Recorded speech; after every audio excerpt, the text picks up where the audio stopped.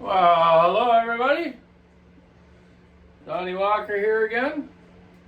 We're going to do our third video of the Mini Mac build, and we're going to put it together tonight and fire it up. I can make some noise here tonight because my brother's having a little pinball party upstairs in his game room, and I'm going to give you guys a little video of that in a little bit here. We got some cool stuff in there. Johnny's got it almost finished, some cool things. First, just want to start out to say, hooray! Thanks everyone for subscribing to me. I just hit 9,000 subscribers. Really appreciate it. And if I'm not doing anything right, let me know. Or, you know, if there's something you want to see or learn about, let me know. And I'll try to post something up or do something for you. But I'm going to try to this year to do a lot more informative ones on some new products we have in our shop. Some battery stuff. And other little gizmos. Working on a secret project too. I'll fill you in on that soon. So yeah, let's get down to the bench here and get this Mini Mac done. I know everyone doesn't like huge long videos. I don't. Kind of boring unless they're interesting, right? Okay, let's get you set up down here.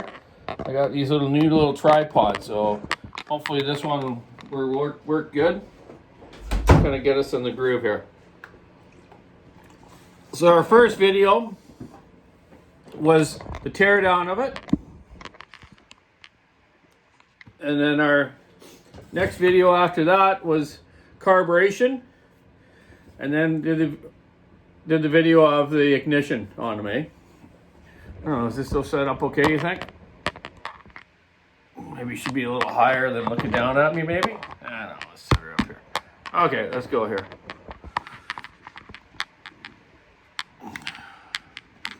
Alrighty.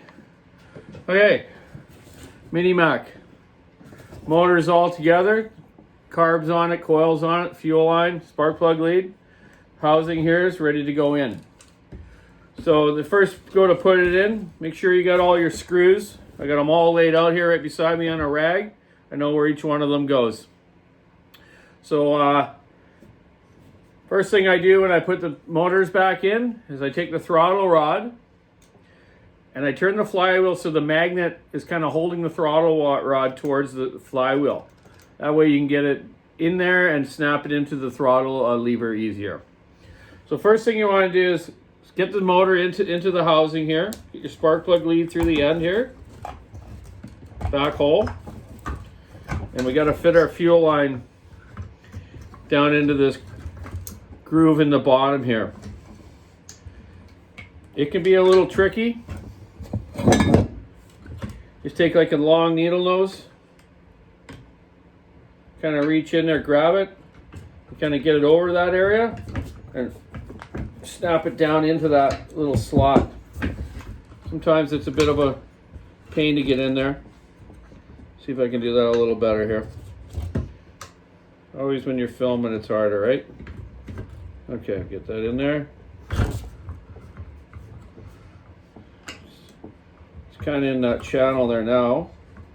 See if we can just rest it there for a sec. And get on top there. Okay. Okay, it's in its spot, held in there. So now we just kind of wiggle the motor in there till the carb kind of gets into its little spot there. Okay, get that throttle out of the way.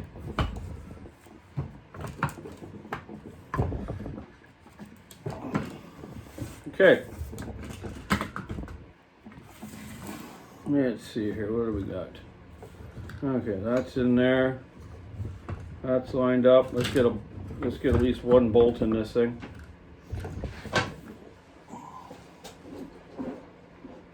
Okay. Live, man. I'm not editing anything or trying to get anything wrong here. Let's get that. Looks okay in there.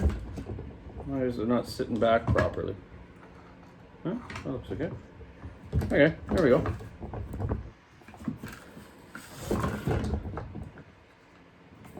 Oh.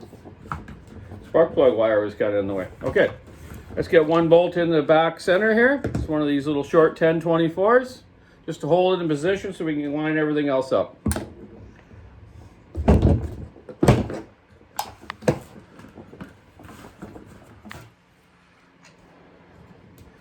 remember correctly, it was easier when this handle was off. Let's take this handle, screw out. There we go. That's more better.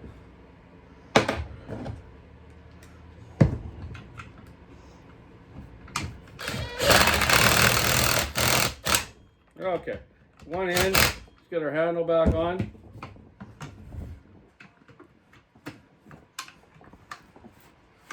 Okay. Okay, that one's on.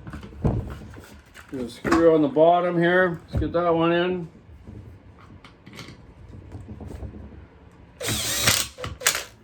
And the back hidden one, which a lot of people forget where it is. It's kind of behind the air filter here in that hole in there. Get your third one in there. All 5/16 driver or 8mm. Okay. Now let's get our throttle hooked up. That's laying there. Where are we at here? Oh, kind of moved around on us a little bit. Oh, there it is. Okay. Get our needle nose. Get a little kick. Hope everyone's doing good out there. It's warmed up a lot here. It's kind of wet outside, but definitely we don't have the crappy harsh weather we had a few weeks back. Around Christmas time it was pretty cold here and had some snow and didn't last too long though. Now we just got our wet season here again. Okay, throttle rod over to here. It can be a little bit of a bugger. Let's get this. I thought it used to be easier than this. Okay, let me get that down.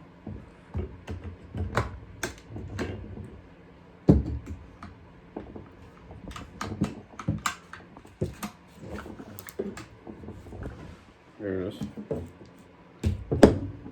Maybe I should have my headlight on, eh? That'd probably be the best. Okay, get it up under our throttle there. Just click that in there.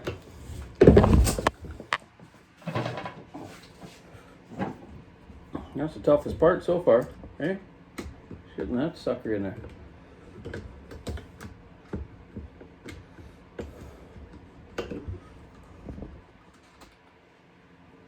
Come on. Come back. There we go. Oh, come on back. Come on.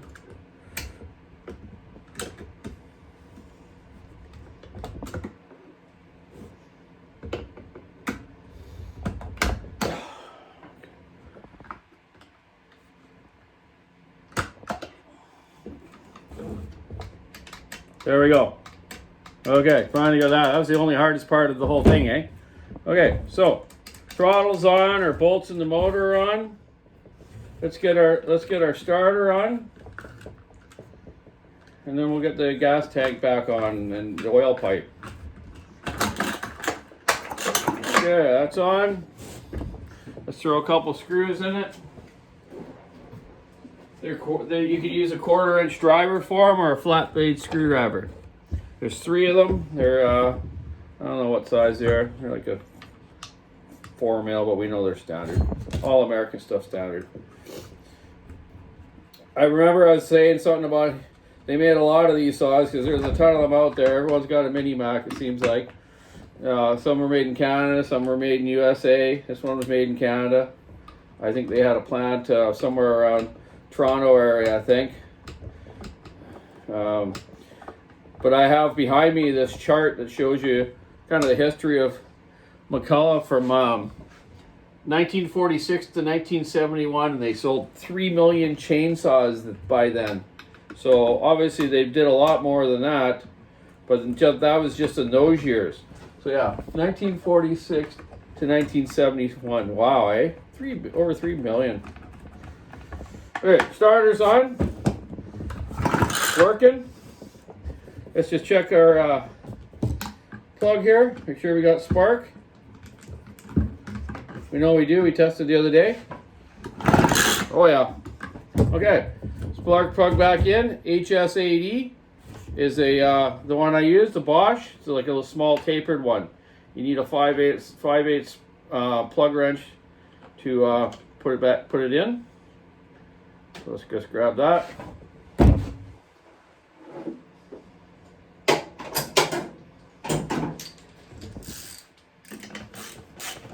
Put that baby in. Okay.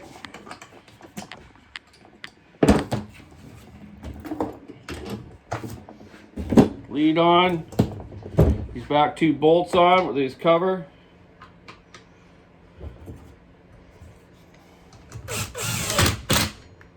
Holds the back handle. Okay. Now, gas tank. So the gas tanks, there's the inlet, little filter in there. I poked it out and banged it and made it so it's got some flow now. So I'm going to push that in. You just got to line it up with that fuel line in the bottom there. Make sure it seals into there. Okay. Get that lined up.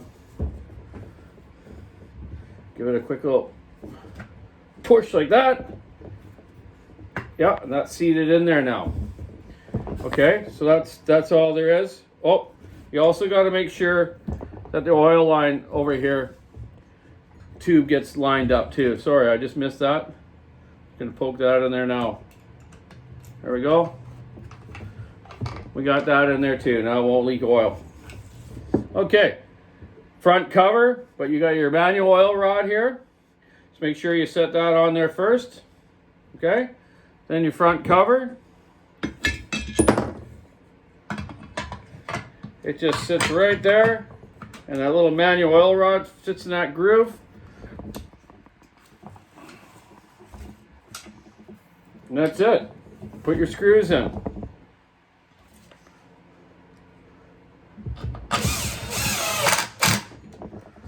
Okay, 2 screws, one up, one low. Okay. Okay, what else we got now? We got sitting here a choke. Let's put the choke on. A little screw there.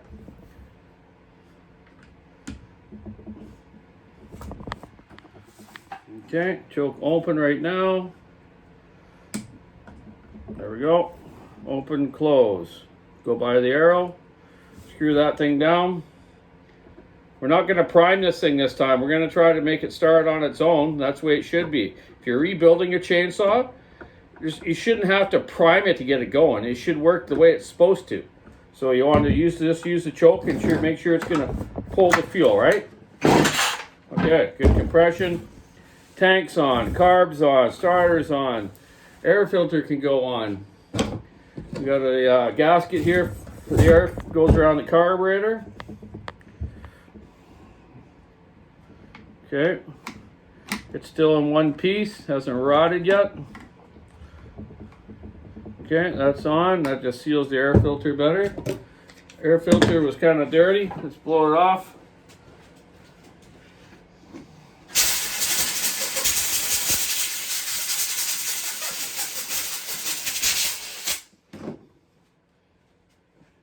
Air filter on. Cover.